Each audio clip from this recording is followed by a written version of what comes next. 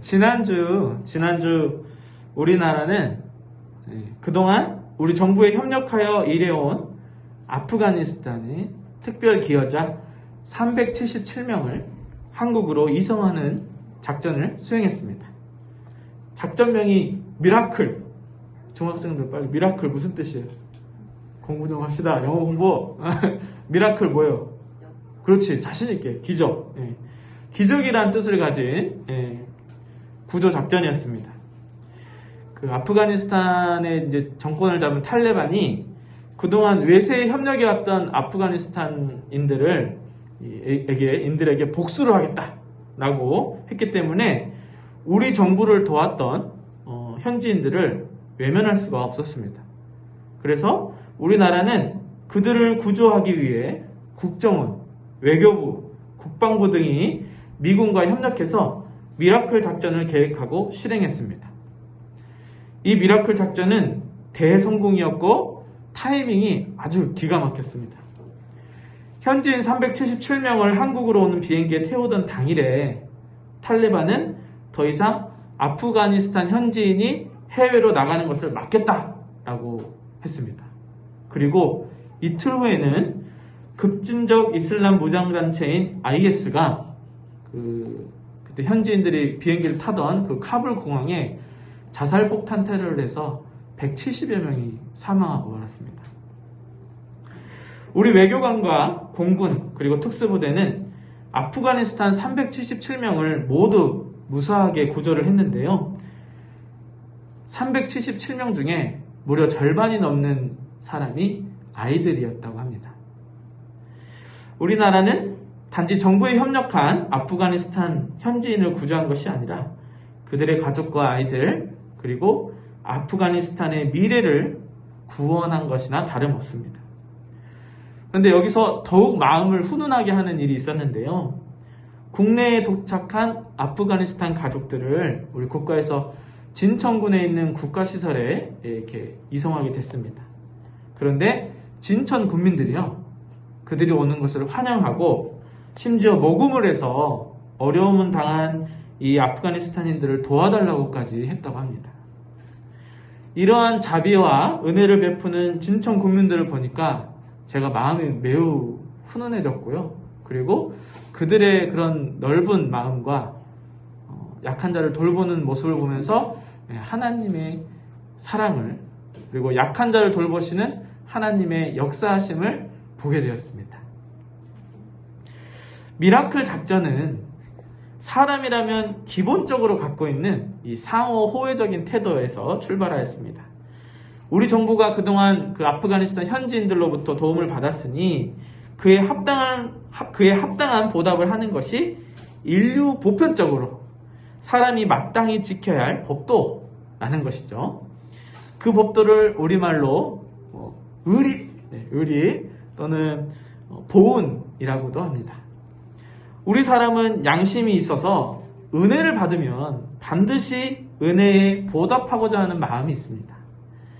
우리 양심은 은혜를 받으면 빚진 마음이 생기기 때문입니다. 반면에 은혜를 받아도 전혀 감사할 줄 모르는 양심을 가진 사람도 있습니다. 우리는 이런 사람에게 염치 없는 사람이라고 하고 또 사람들은 은혜를 모르는 사람에게 짐승만도 못한 놈이라고 합니다. 짐승도 받은 은혜를 갚을 줄 알기 때문입니다. 우리 잘 아는 오수의 개 이야기 아시죠? 네. 이렇게 짐승도 자기 주인이 베푼 은혜를 갚을 줄 아는데 유독 사람은 자기 유익을 위해 은혜를 베푼 일을 배반하는 일도 있습니다. 이러한 일이 너무 비일비재하다 보니까 배은망덕, 적반하장이라는 사자성어가 있고 물에 빠진 사람 건져줬더니 보따리 내놓으라 한다. 은혜를 원수로 갚는다라는 속담이 있기도 합니다. 인류 역사를 통틀어서 그리고 현재 우리 삶 가운데도 은혜를 베풀고 보답하는 이야기와 자비를 베풀지 않을 뿐더러 은혜를 배반하는 이야기가 우리 주변에 항상 공존하고 있습니다. 은혜를 베풀고 은혜를 갚는 이야기는 우리에게 큰 감동을 주지만 자비를 베풀지 않고 은혜를 배반하는 이야기는 우리를 화나게 합니다. 오늘 우리는 바로 이 은혜와 관련된 하나님의 말씀을 듣고자 합니다. 우리는 늘 하나님의 은혜를 구하며 삽니다.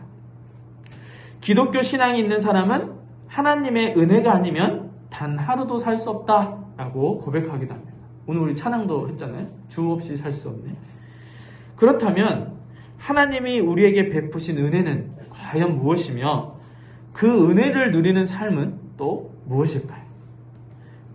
베푸신 은혜에 합당한 삶이란 어떤 삶을 말하는 것일까요? 먼저 하나님은 우리가 거부할 수 없는 은혜를 베푸시는 분이십니다. 하나님이 베푸시는 은혜는 내 호불호에 따라서 선택할 수 있는 것이 아닙니다. 하나님이 베푸시는 은혜는 값없이, 아무런 조건 없이, 더군다나 거부할 수 없이 보편적으로 베푸시는 은혜입니다. 이와 관련된 예수님 말씀이 있는데요. 마태복음 5장 45절을 세 번역으로 제가 읽겠습니다. 내 이웃을 사랑하고 내 원수를 미워하여라 하고 이른 것을 너희가 들었다. 그러나 나는 너희에게 말한다. 너희 원수를 사랑하고 너희를 박해하는 사람을 위하여 기도하여라. 그래야만 너희가 하늘에 계신 너희 아버지의 자녀가 될 것이다. 아버지께서는 악한 사람에게나 선한 사람에게나 똑같이 해를 떠오르게 하시고 의로운 사람에게나 불의한 사람에게나 똑같이 비를 내려주신다. 햇빛과 비를 동일하게 내려주신다는 거거든요. 이제 예전의 시대에는 이게 그 농사 짓는 게 위주였으니까 해와 비는 굉장히 중요한 자원입니다. 하나님은 차별이 없이 모두에게 은혜를 베푸십니다. 예수님은 하나님께서 조건 없이 무조건적인 은혜를 베푸시는 분이시기 때문에 이런 하나님이 완전하시다라고 말씀하십니다. 그러면서 제자들에게도 너희도 하나님처럼 완전하라고 말씀하십니다. 이 완전하라는 말씀이 어떤 의미로 다가오는지 이제 이해가 되시나요? 네. 하나님은 죄인이든 아니든 기독교인이든 이슬람을 믿는 사람이든 불교 신자든 유교 신자든 모두에게 은혜를 베푸시는 대비하신 분이십니다. 예수님 말씀을 우리가 그대로 따른다면 우리도 마찬가지로 하나님의 자비를 닮아 사람에게 어떠한 차별을 두지 않고 은혜를 그리고 자비를 베풀어야 된다는 예수님의 말씀입니다. 심지어 예수님은 원수에게도 은혜와 자비를 베풀라고 하지 않으십니까? 그런데 우리 현실에서는 참 어려운 부분이 있습니다. 우리가 사는 세상에는 배은망덕한 일이 비일비재하기 때문입니다. 하나님 말씀을 따라 은혜와 자비를 베풀어도 배은망덕으로 되돌아오는 경우가 상당합니다. 배은망덕을 경험하면 이 자비와 은혜를 베푸는 삶을 사는 것은 굉장히 힘듭니다. 하나님은 우리도 이 일상생활에서 배은망덕을 경험하는데 하나님께서는 그것보다 훨씬 이전부터 배은망덕의 원조를 경험하셨습니다. 하나님께서 세상을 창조하시고 사람에게 날마다 흘러넘치는 은혜를 베풀어 주셨는데 유독 사람은 그 은혜를 망각합니다. 대표적인 예를 한번 들어보겠습니다. 여러분, 우리가 매일 숨을 쉬잖아요. 이 공기는 눈에 보이진 않지만 산소와 질소 이런 다양한 기체들이 정말 기가 막힌 균형을 늘 유지하고 있기 때문에 우리가 숨을 쉬고 살아갈 수 있는 겁니다. 만약 우리가 사는데 가장 중요한 역할을 하는 이 산소와 질소가 공기 중 비율을 깨고 갑자기 많아지거나 적어지거나 하면 우리는 숨 쉬지 못해 그냥 죽는 겁니다. 그런데 사람은 유독 하나님의 은혜를 자주 망각합니다. 세상에서 이렇게 보여지는 이런 비극들은 하나님이 베푸신 은혜를 망각하는 그 순간부터 시작됩니다. 하나님께 받은 이 은혜에 만족하지 못하고 더 갖고 싶고 더 누리고 싶은 이 욕심이 이 세상의 비극을 만들어내는 것입니다. 야고보 사도가 이를 정확하게 지적을 했는데요. 야고보서 1장 15절 말씀입니다. 욕심이 잉태하면 죄를 낳고 죄가 자라면 죽음을 낳습니다.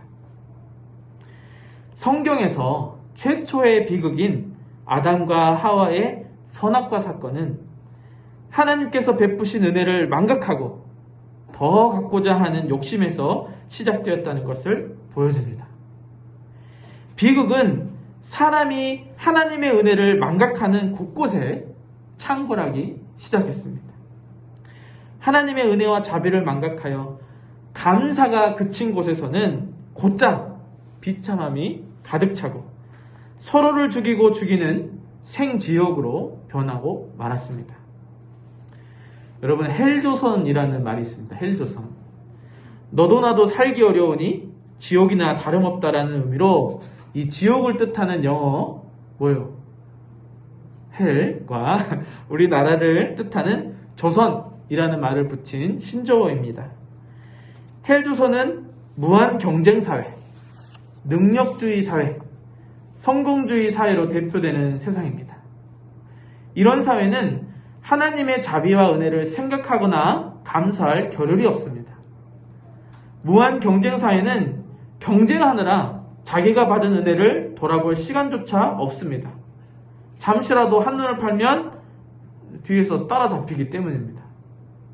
능력주의 사회는 내가 노력해서 갖춘 능력에 초점을 맞춥니다. 내가 말이야 하면서 지금의 자신이 있기까지 은혜를 베풀어준 사람이나 또는 은혜를 또 혜택을 입은 이런 환경에 대해서는 관심을 기울이지 않습니다.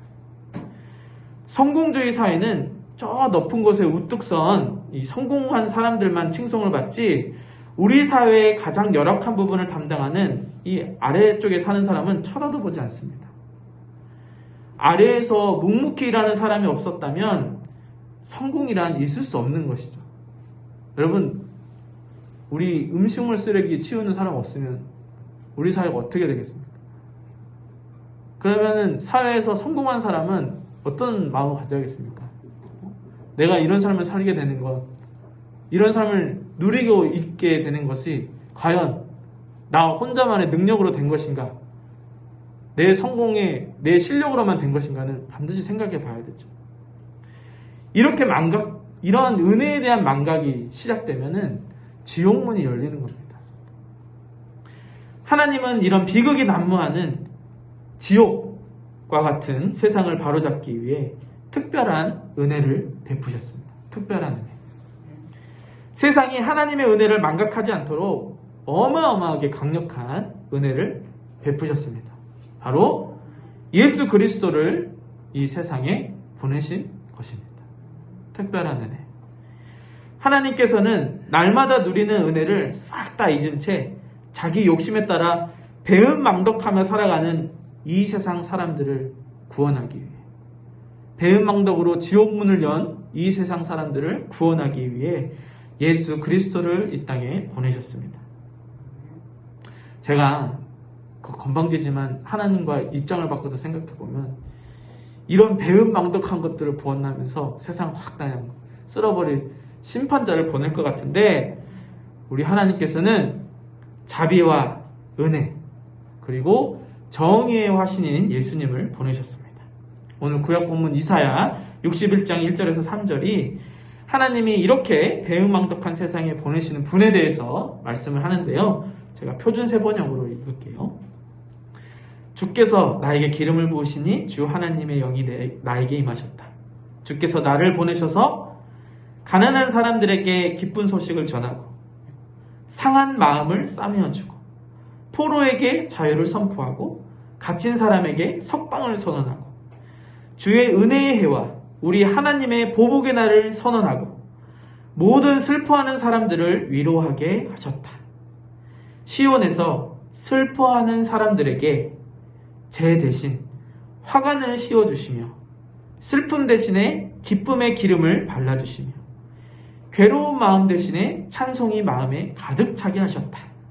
그리하여 사람들은 그들을 가리켜 공의의 나무, 주께서 스스로 영광을 나타내시려고 손수 심으신 나무라고 부른다. 이사야는 예수님을 통해 주의 은혜의 해와 보복의 날을 선언한다 말씀합니다.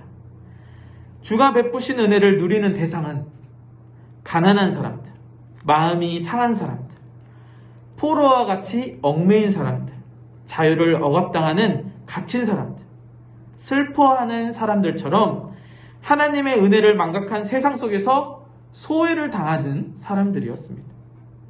반면 보복의 날에 해당하는 사람은 앞서 이야기한 약한 자들을 외면한 채 여전히 자기 욕심을 그치지 못하는 사람들이 대상입니다. 연약한 자들은 위로와 기쁨을 누리고 기득권을 누리며 연약한 자를 외면한 자는 심판을 받는 세상. 우리가 사는 이 세속의 섭리와는 정반대의 섭리를 가진 세상입니다. 이곳은 하나님의 은혜에 감사하며 찬양이 넘치는 세상입니다. 하나님의 은혜를 망각하지 않아요. 하나님이 날마다 베푸시는 은혜에 늘 감사하며 찬양하며 기쁨이 넘치는 세상이에요. 바로 하나님 나라인 것입니다. 복음서에 보면 예수님이 계신 곳에서는 하나님의 은혜에 대한 감사와 찬양이 넘쳤습니다. 나병으로, 한센병으로, 피부가 썩어가는 한센병으로 가난과 혐오의 지옥 속에 살던 사람이 예수님을 만나 하나님 나라를 경험했습니다. 병이 낫고 하나님을 찬양했습니다. 악마에 사로잡혀, 귀신에 사로잡혀 끔찍한 삶을 살던 사람도 예수님을 만나 하나님 나라를 경험했습니다.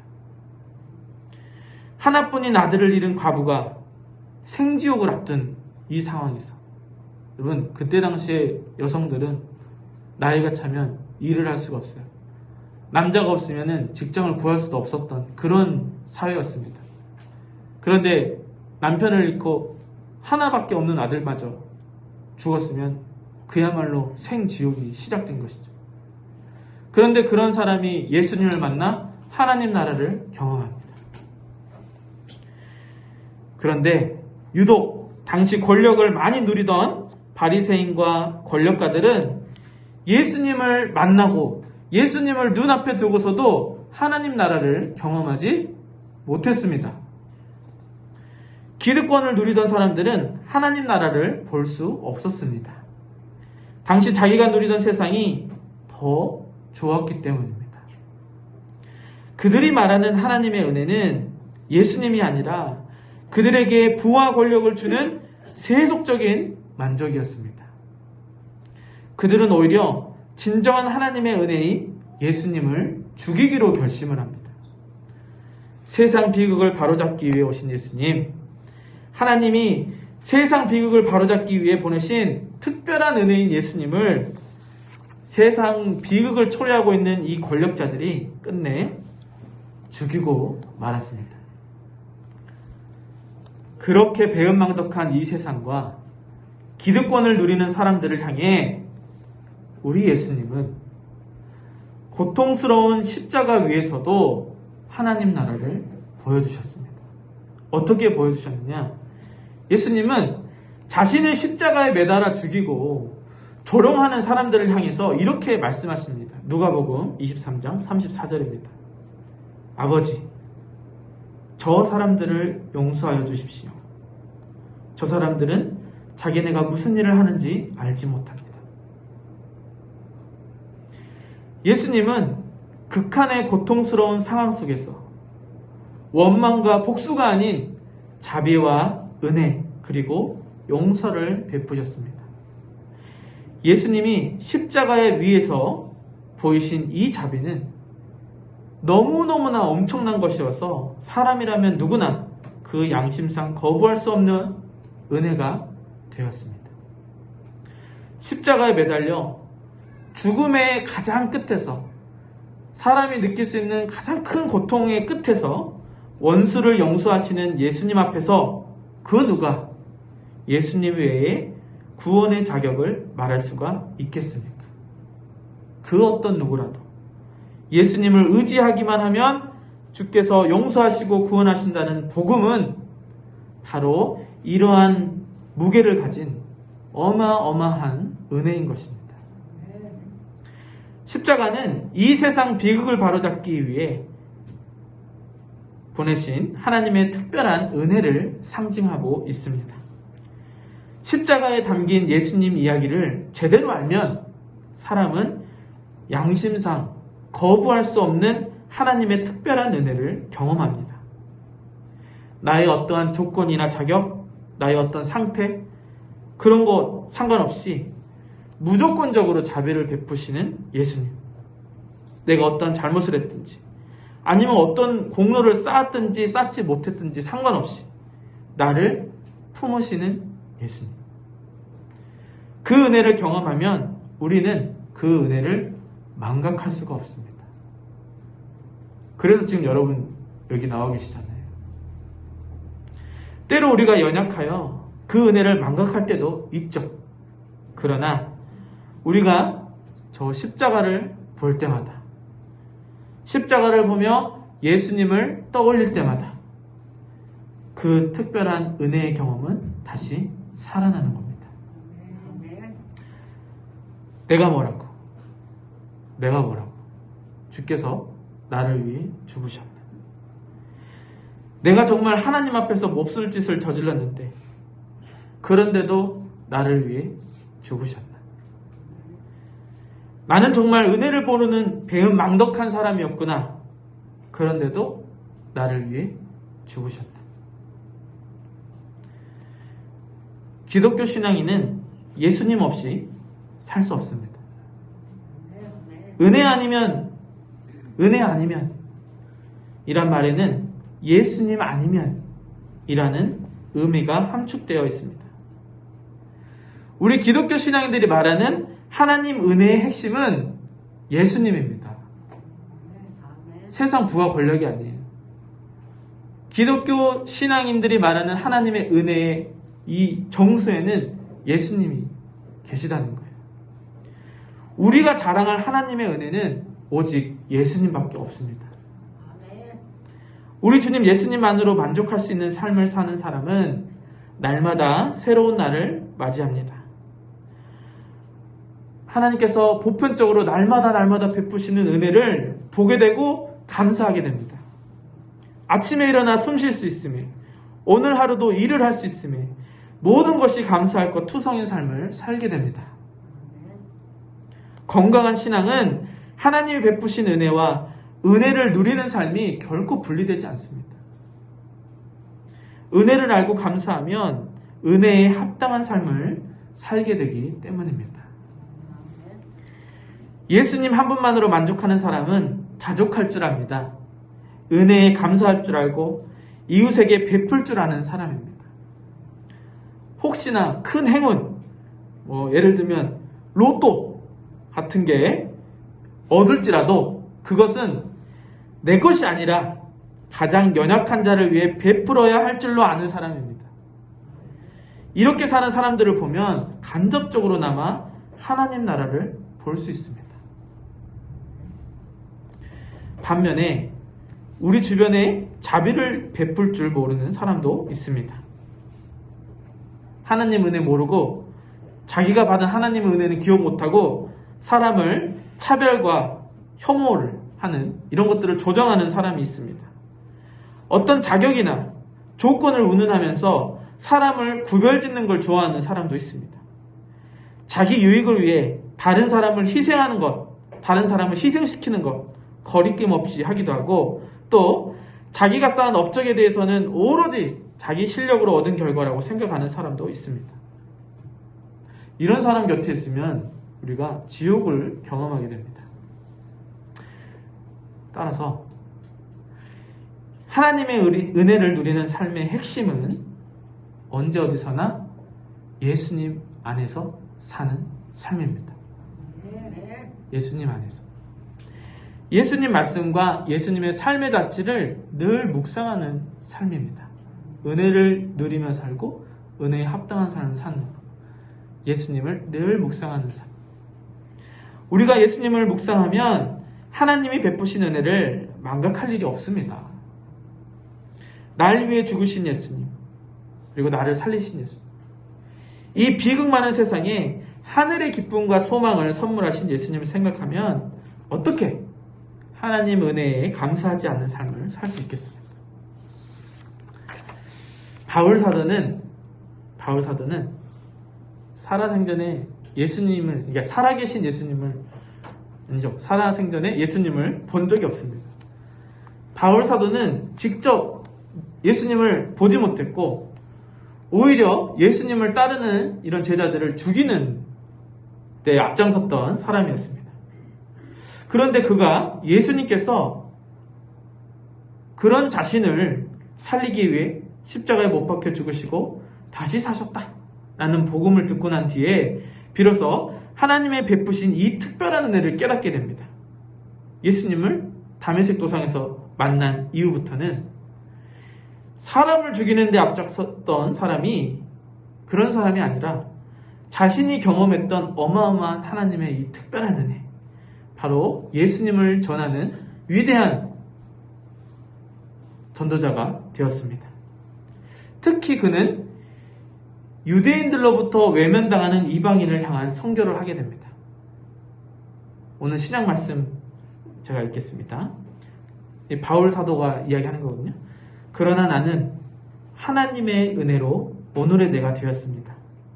나에게 베푸신 하나님의 은혜는 헛되지 않았습니다.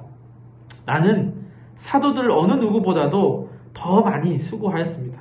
그러나 내가 이렇게 한 것이 아니라 내가 늘 잊고 있는 하나님의 은혜가 한 것입니다.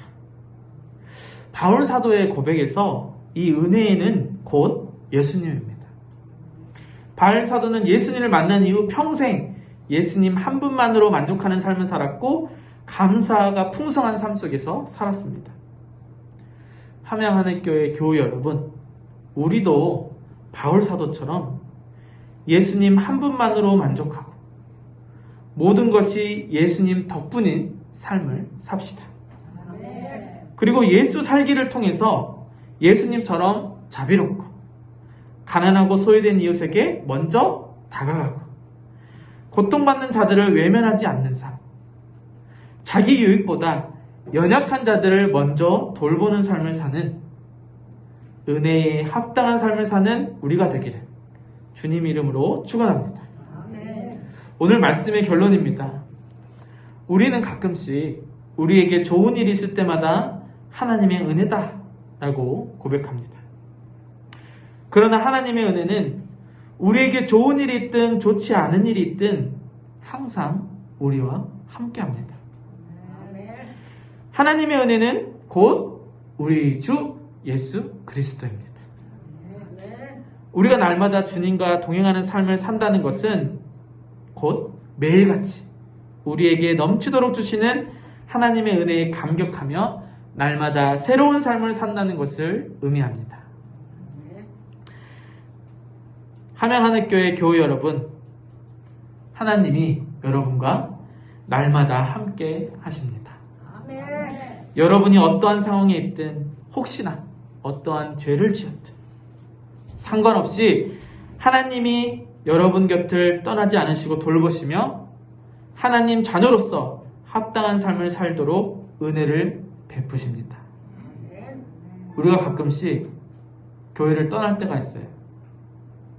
그래서 하나님이 기대하시는 것과 다른 삶을 사는 순간이 올 때도 있습니다. 그럴 때 하나님이 여러분을 떠나시는 게 아니에요.